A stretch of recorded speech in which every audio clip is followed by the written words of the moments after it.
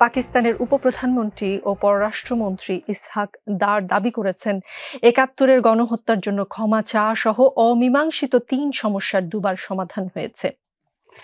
তিনি তৌহিদ হোসেনের সঙ্গে বৈঠকের পর এরকম মন্তব্য করেন আর কি। তো মন্ত্রী পর্যায়ে বৈঠকে অমীমাংসিত বিষয়গুলো নিয়ে আলোচনার ব্যাপারে ইসহাক দারের কাছে জানতে চাওয়া হয়। তিনি বলেন, অমীমাংসিত ইস্যু নিয়ে তিনি বলেছেন যে ১৯৭৪ সালে প্রথমবারের মতো বিষয়টি নিষ্পত্তি হয়েছে, আর ওই সময়ের দলিলটি দুই দেশের জন্য ঐতিহাসিক। এরপর জেনারেল পারভেজ মোশাররফ এখানে মানে বাংলাদেশে এসে প্রকাশ্যে ও খোলা মনে বিষয়টির সমাধান করেছেন, ফলে বিষয়টির দুবার সমাধান হয়েছে, একবার ১৯৭৪ সালে, আরেকবার ২০০০ সালের শুরুতে। এর জবাবে আমাদের পররাষ্ট্র উপদেষ্টা যেটা দাবি করেছেন, তিনি বলেছেন যে ৭১-এর অমীমাংসিত ইস্যু সমাধানের বিষয়ে পাকিস্তানের উপপ্রধানমন্ত্রী পররাষ্ট্রমন্ত্রী যে দাবি করেছেন তার সঙ্গে একমত নয় বাংলাদেশ। আমাদের পররাষ্ট্র উপদেষ্টা বলেছেন যে দুই দেশের অমীমাংসিত ইস্যু নিয়ে আগামী দিনে উভয় পক্ষই আলোচনা চালিয়ে যাবে। অমীমাংসিত ইস্যুতে বাংলাদেশের অবস্থান কি সরাসরি যখন সাংবাদিকরা প্রশ্ন করে, তিনি বলেছিলেন যে আমরা চাই হিসাবপত্র হোক, যেটা টাকা পয়সার ব্যাপার সমাধান হোক। আমরা চাই এখানে যে গণহত্যা হয়েছে সেটার ব্যাপারে দুঃখ প্রকাশ করুক, মাফ চাইবে। আমরা চাই আটকে পড়া মানুষগুলোকে তারা ফেরত নেবে। আমি বাংলাদেশের অবস্থান শক্তভাবে তুলে ধরেছি। কিন্তু একটা কথা অনেকের মনে খারাপ লেগেছে, পাকিস্তানের উপপ্রধানমন্ত্রী যেটা বলেছেন যে even Islam tells us to clean your heart. Ishaq দার এভাবে বলেছেন আর কি। রক্ত দিয়ে যে দাগ হৃদয়ে পড়েছে সেটা পরিষ্কার করা কি এত সহজ? এটা তো ৫৫ বছর আগের কথা, ৫৪ বছর আগের কথা। আমরা একটা জিনিস মনে করতে হবে যে বাংলাদেশের এখন যত মানুষ আছে তাদের ওভারওয়েলমিং মেজরিটির জন্ম হচ্ছে ৭১-এর পরে। সো ৭১-এর যে প্রজন্ম, তাদের যে ৭১ নিয়ে তাদের যে সেন্সিটিভিটি, এইটা এখন বিলীয়মান বলা যায়। ফলে এই কথাটা ৭২ সালে যদি কেউ বলতো বা ৭৩ সালে যদি কেউ বলতো, তাহলে যে পরিমাণ প্রতিক্রিয়া হতো, এখন সেই প্রতিক্রিয়াটা হচ্ছে না। একটা বিষয় পরিষ্কার হওয়া উচিত যে ৭৪-এর ফেব্রুয়ারিতে দিল্লিতে একটা ত্রিপক্ষীয় বৈঠক হয়েছিল। বাংলাদেশের পররাষ্ট্রমন্ত্রী, ভারতের পররাষ্ট্রমন্ত্রী এবং পাকিস্তানের পররাষ্ট্র প্রতিমন্ত্রী, এই ৩ জনের মধ্যে। এবং এই ত্রিপক্ষীয় চুক্তির পরেই কিন্তু এক ধরনের আন্ডারস্ট্যান্ডিং হয়ে গেছে। এবং এরপর যুদ্ধবন্দী যারা ছিলেন ভারতে সবাই চলে গেছে, এবং পাকিস্তান থেকে বাঙালিদের রিপাট্রিয়েশনটা এটা আরও আগেই শুরু হয়েছিল, কিন্তু মোটামুটি শেষ। আর যুদ্ধাপরাধীদের বিচারের যে ব্যাপারটা, ইস্যুটা ছিল, সেটাও ওইখানে বিচার হবে না, এবং এরকমই একটা আন্ডারস্ট্যান্ডিং হয়ে গেছিল। তো ওইটা ছিল ৭৪-এর ফেব্রুয়ারি বললাম। এরপরে ওই সময় আমার যদ্দূর মনে পড়ে যে আমাদের প্রধানমন্ত্রী শেখ মুজিবুর রহমান, তিনি একটা মন্তব্য করেছিলেন যে বাঙালিরা ক্ষমা করতে জানে, এই কথাগুলো। তারপরে কিন্তু ওই ফেব্রুয়ারি মাসেই উনি লাহোর গেলেন ওআইসি কনফারেন্সে। তো আমি জানি না, মানে আমরা একটা হচ্ছে যে আপনি এই বিষয়টা বাংলাদেশের চোখ দিয়ে দেখতে পারি, আমরা দিল্লির চোখ দিয়ে দেখতে পারি, ইসলামাবাদের চোখ দিয়েও দেখতে পারি। কথা হচ্ছে আপনি কিভাবে দেখবেন। তো বাংলাদেশের চোখ দিয়ে দেখলে দেখাটা কেমন হবে? বাংলাদেশের চোখ দিয়ে আমি বলবো যে এই যে এই দেশে একটা এত বড় একটা গণহত্যা হয়ে গেছে, এখানে আমাদের একটা প্রশ্ন জাগে যে ইদানিং আমাদের মধ্যে অনেকেই বলতে শুনি যে আমরা গণহত্যার আন্তর্জাতিক স্বীকৃতি চাই।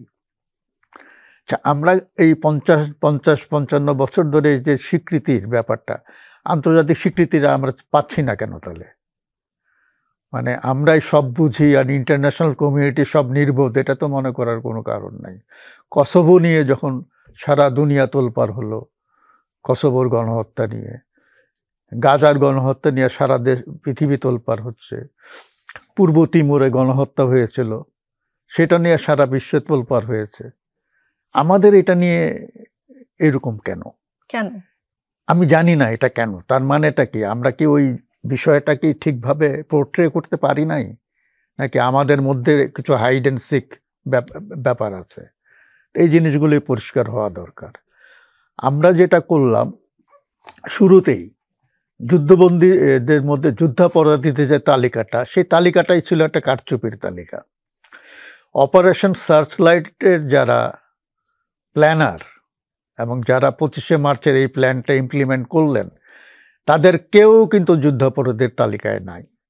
এই যে 195 জন, অবভিয়াসলি তালিকায় থাকার কথা ইয়াহিয়া খানের, ওই তালিকায় থাকার কথা। আমি যদি সিভিলিয়ানদের বাদও দিই, তালিকায় থাকার কথা টিক্কা খানের, তারা কেউ নাই। গুল হাসান খান নাই, জেনারেল মিঠা খান নাই, যারা এখানে এগুলো করেছে। এখন খাদিম হোসেন রাজা নাই, থাকলো কারা?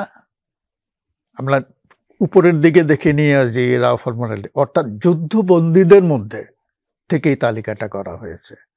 যারা এখানে গ্রেপ্তার হয়েছে, যুদ্ধবন্দী হিসাবে যাদেরকে ভারতে নিয়ে যাওয়া হয়েছে, তালিকাটা তাদের মধ্য থেকে। যারা যুদ্ধবন্দী হয় নাই তালিকায় তারা কেউ নাই। তখনই এই প্রশ্নটা উঠেছিল যে আসলে আমরা কি এটাকে একটা বার্গেনিং চিপ হিসেবে ব্যবহার করছি কিনা। যে এখানে আমি আরেকটা কথা আপনাকে বলবো, একটু অপ্রাসঙ্গিক মনে হতে পারে, যে বাংলাদেশ যখন জাতিসংঘের সদস্যপদ চেয়ে আবেদন করে 72 সালে সেপ্টেম্বরে যখন সম্মেলনটা হয়, তখন কিন্তু চীন ভেটো দিয়েছিল। এটা আমরা সবাই জানি। তো চীন কেন ভেটো দিয়েছিল? তারা কি বাঙালি দেখতে পারে না, পছন্দ করে না, বা পাকিস্তানের প্রতি তাদের ভালোবাসা বেশি? তা না।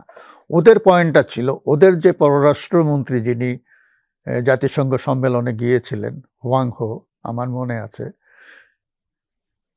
উনি বলেছিলেন যে যতদিন এই যুদ্ধবন্দীরা আটক থাকবে ততদিন তারা আমাদেরকে স্বীকৃতি দেবে না। এই যুদ্ধবন্দীরা যখন সবাই ফিরে গেল, তারপরে কিন্তু তারা আর ভেটো পাওয়ারটা এক্সারসাইজ করে নাই। তো 2টা বছর আমাদের দেরি হলো।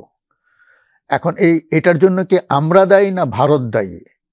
আমরা কি আসলে সম্পর্ক স্বাভাবিক করতে চেয়েছি, নাকি ভারত এটাকে আটকে রেখেছে?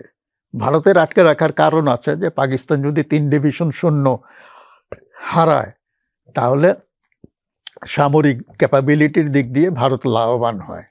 কারণ ওই মুহূর্তে 2-1 বছরের মধ্যে পাকিস্তানের যে অর্থনীতি, 3 ডিভিশন সৈন্য রেস করাটা খুব ডিফিকাল্ট, প্রায় অসম্ভব। এইটা একটা হিসাব আছে। কিন্তু ওর পরে আমরা দেখলাম যে 74 সালে তাদেরকে ছেড়ে দেওয়া হলো, আমরা 2 বছর পরে স্বীকৃতি পেলাম। এখানে আমরা কতটুকু জাতীয় স্বার্থে মানে পদক্ষেপ নিয়েছি, আর কতটুকু ভারতের চাপে পড়ে আমরা এটা নিতে পারি নাই, এই প্রশ্নটা কিন্তু এখন উঠে যায়। শেখ মুজিব যখন লাহোরে গেলেন, এইটা একটা নাইভ একটা প্রশ্ন হতে পারে যে পাকিস্তান প্রকাশ্যে গণহত্যার দায় স্বীকার করে ক্ষমা চাওয়ার শর্তে তিনি যদি লাহোরে যেতেন, তাহলে এক ধরনের সিনারিও হতো। তিনি তো সেটা করেন নাই।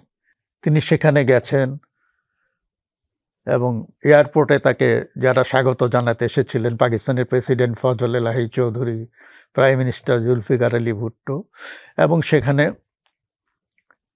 তাকে বিমানবন্দরে সিঁড়ি দিয়ে নামার পরে তার সঙ্গে সহাস্য করমর্দন করলেন টিক্কা খান। সেই ছবি কিন্তু ভারতীয় পত্রপত্রিকায় ছাপা হয়েছে, আমি দেখেছি, হিন্দুস্তান স্ট্যান্ডার্ড, আনন্দবাজারে। আমাদের কাছে খটকা লেগেছে, কী ব্যাপার, টিক্কা খানের সাথে উনি করমর্দন করছেন কেন?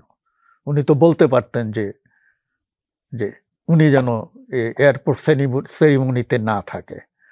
অর্থাৎ কি, শেখ মুজিব এই সুযোগটা নিয়েছেন লাহোরে গিয়ে, যে উনি পাকিস্তান এবং পাকিস্তানের মাধ্যমে এই যে একটা ইসলামী উম্মা যাদেরকে আমরা বলি আর কি, তার সঙ্গে একটা নতুন একটা উইন্ডো খোলা।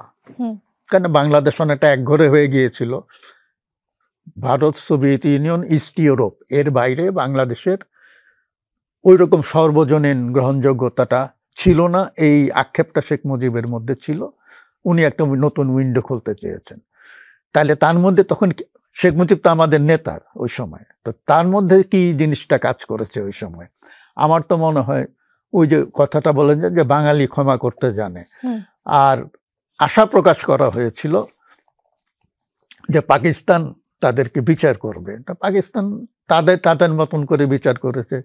তারা প্রায় 4000 অফিসারকে বরখাস্ত করেছে, তারা আর্মিতে রিইনস্টেট করে নাই। নিয়াজির চাকরি চলে গেছে, রাও ফরমানির চাকরি চলে গেছে, এগুলো তারা করেছে।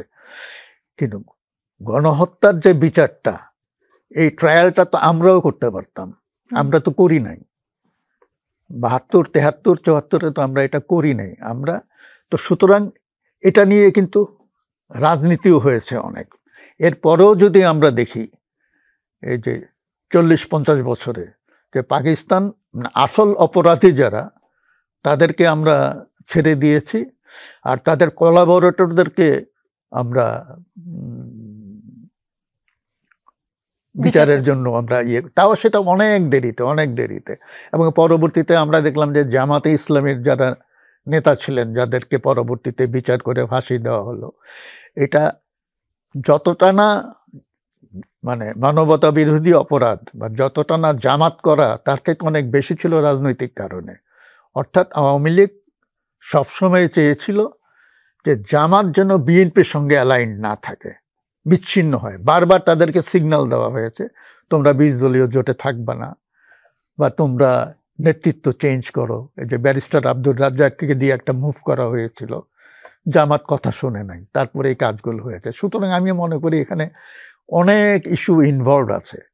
তো আজকে যেই কথাটা আসছে, এই যে ইসাক দার যে আসলেন মানে পাকিস্তানে, তাকে নিয়ে যে কথাবার্তাগুলো হচ্ছে, এই কথাবার্তাগুলো কিন্তু এর আগেও অনেক হয়েছে, অনেকবার হয়েছে, কিন্তু প্রতিবারই কিন্তু এই জায়গায় আটকে থাকে।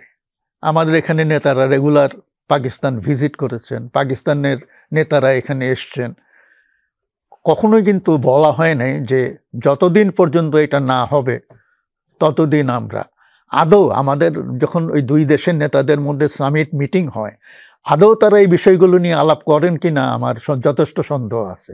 বাইরে অনেকে অনেক কিছু বলে, কিন্তু আমার মনে হয় না তারা এগুলি নিয়ে আলাপ করে। আলাপ করলে তাহলে পরবর্তী মিটিংটা তো হতো না, ওইটা সমাধান না হওয়া পর্যন্ত।